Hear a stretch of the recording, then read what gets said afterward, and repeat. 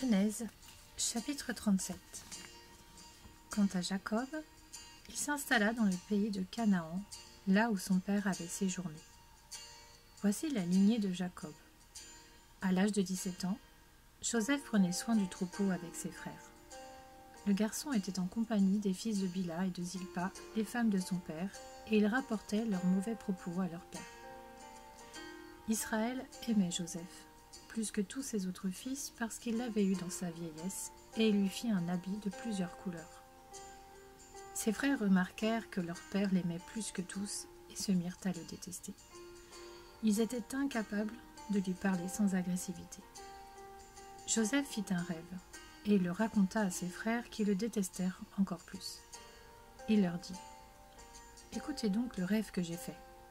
Nous étions en train d'attacher des gerbes au milieu des champs, et voici que ma gerbe s'est dressée et est même restée debout.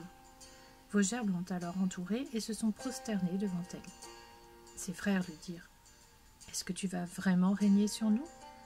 Est-ce que tu vas nous gouverner ?» Ils le détestèrent encore plus à cause de ses rêves et de ses paroles.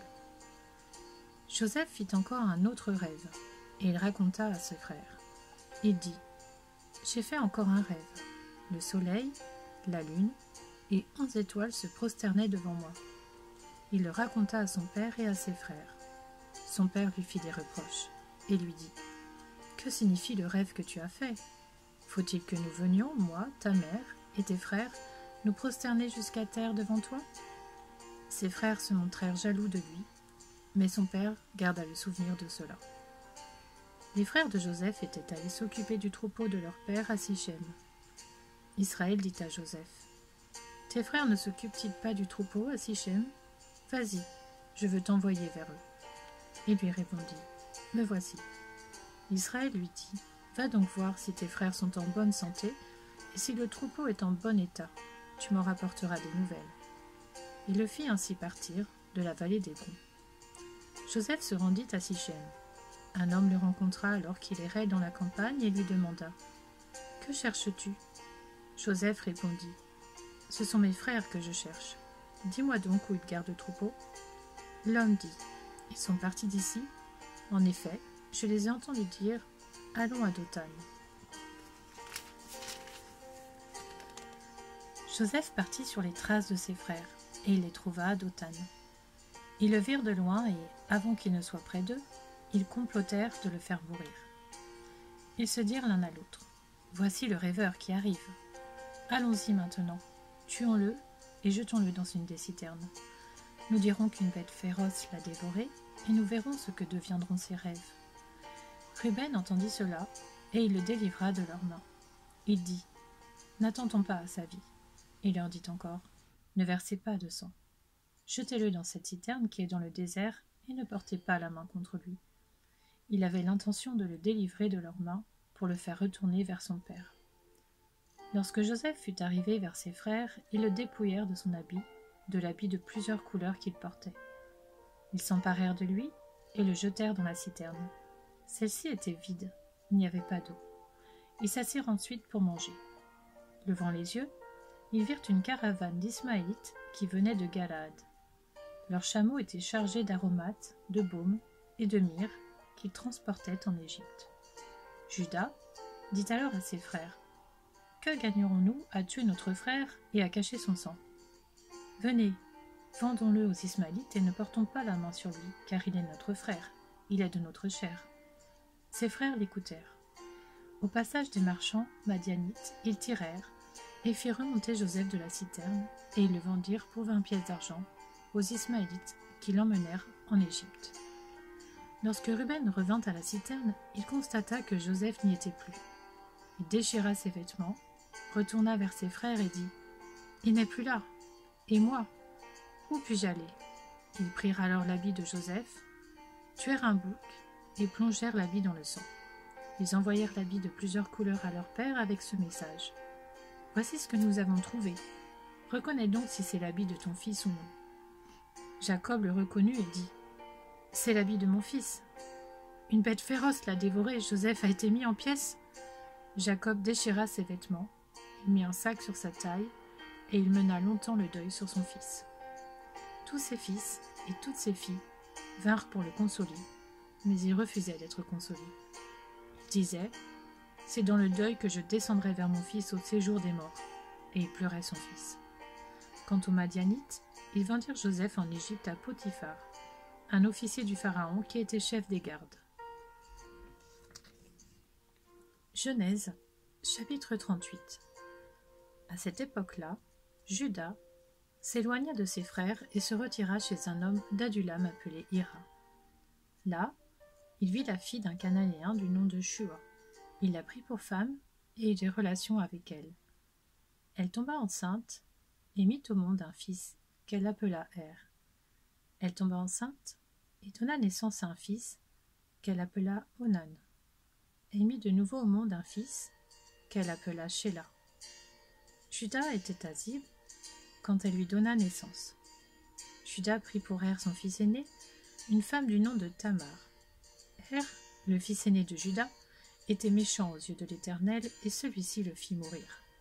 Alors Juda dit à Onan, « Unis-toi à la femme de ton frère, remplis tes devoirs de beau-frère envers elle, et donne une descendance à ton frère. » Sachant que cette descendance ne serait pas pour lui, Onan perdait sa semence par terre, lorsqu'il devait avoir des relations avec sa belle-sœur, afin de ne pas donner de descendance à son frère. Ce qu'il faisait déplut à l'Éternel, qui le fit aussi mourir.